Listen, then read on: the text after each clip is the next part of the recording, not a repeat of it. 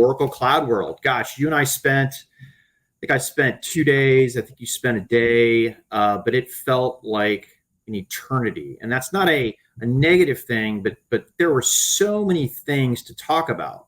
Oracle is such a diverse company. I mean, they have core infrastructure, they have core database, and then they have all of this at a cloud, and they have one of the most popular enterprise SaaS apps called Fusion, kind of end to end, connecting the front end to the back end.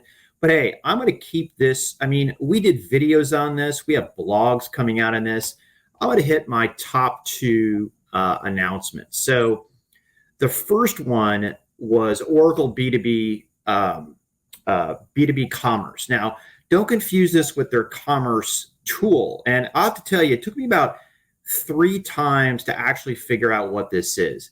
This is a framework. This is an ecosystem for external vendors who are all on Oracle Fusion ERP to have more of a fluid and dynamic relationship. So, what does that mean? So today, if you want to connect your ERP, a bank, an insurance company, or even a shipping company, it typically takes 4 to 8 weeks to integrate that in, and it's bespoke code.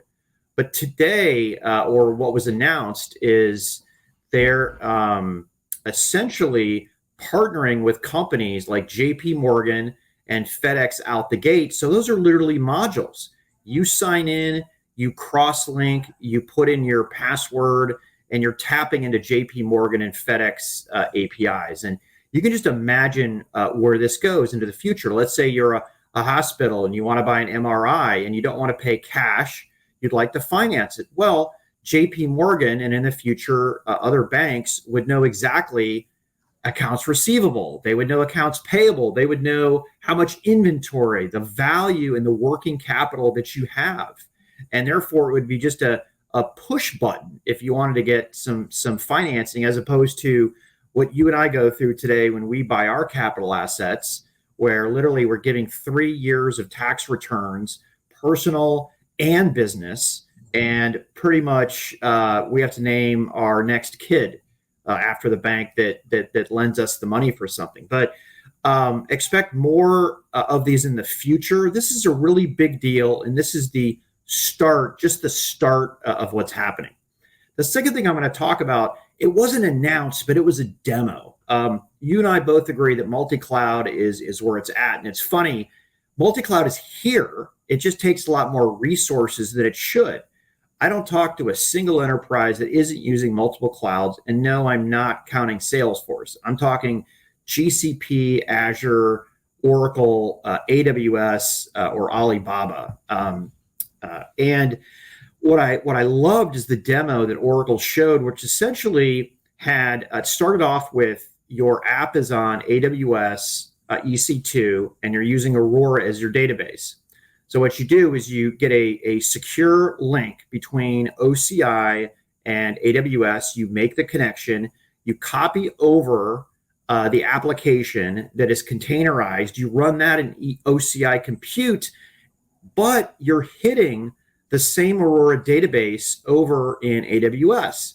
And that connection can be as low as 2 milliseconds, which I thought was pretty cool. That is the way it should work. And even best, you can monitor both the AWS container and the OCI container on AWS's app monitor observability platform called CloudWatch. So that's the way it should be. I mean, it's so much closer to the vision of what multi-cloud should be. I am impressed. Man, I put that out there. I got attacked.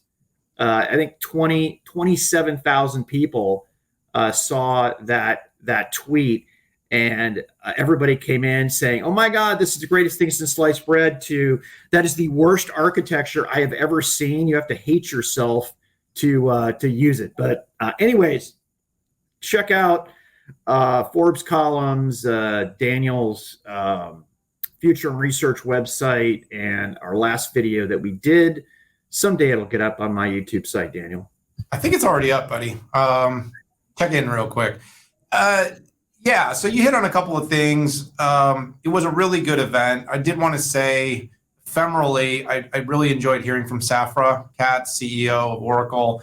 She kicked off the event, not Larry. Larry did the afternoon keynote. I think he was on his plane from Hawaii in the morning coming in. It's a tough life, but someone's got to do it. But the morning sessions I thought were really great, having some big customers across multiple industries. The industries thing was in focus for Oracle, for sure. And this is something that I think is going to be more and more part of every event's narrative going forward. We've gone from kind of, let's talk about the products, to let's talk to our customers about how they are employing and deploying this technology to meaningfully improve their business. We joke about the back end to the front end. We joked about it on our other pod. I'll continue to joke about it. But Oracle really does have a very comprehensive offering with OCI, with database, with applications that really does meet the enterprise need at scale. I liked the example Steve Miranda gave in one of the analyst sessions where he kind of talked about companies that are in the process of going public, run on NetSuite, and as you get bigger, you run on Fusion. I mean, the laundry list of logos that they're able to flash up that are using Fusion are impressive. And that's been the underpinnings of that mid double-digit growth that we've seen quarter after quarter after quarter from Oracle. Now, the truth is that their cloud business as a whole, with all the parts and pieces, is only about $10 billion right now. I know I said only about $10 billion right now, but that's been really big growth. The infrastructure business is growing at great scale. And, the company has a chance to do both market taking and market making, because the overall demand for cloud is going to continue to grow. But also with their pricing approach, which is really all about making the commodities low price and then making the high value services their margin makers, it could be enticing to companies that are starting to move workloads to the cloud. Remember, we're only about a quarter of the way of current workloads being moved to the cloud. And that doesn't account for all the new data being created and all the new workloads that are going to be created on-prem over the next several years. Cloud's getting bigger. Oracle's in a good position to take advantage of that. I like the end-to-end approach. I think the company's in a good position. It was a good event, and I'm going to leave it there.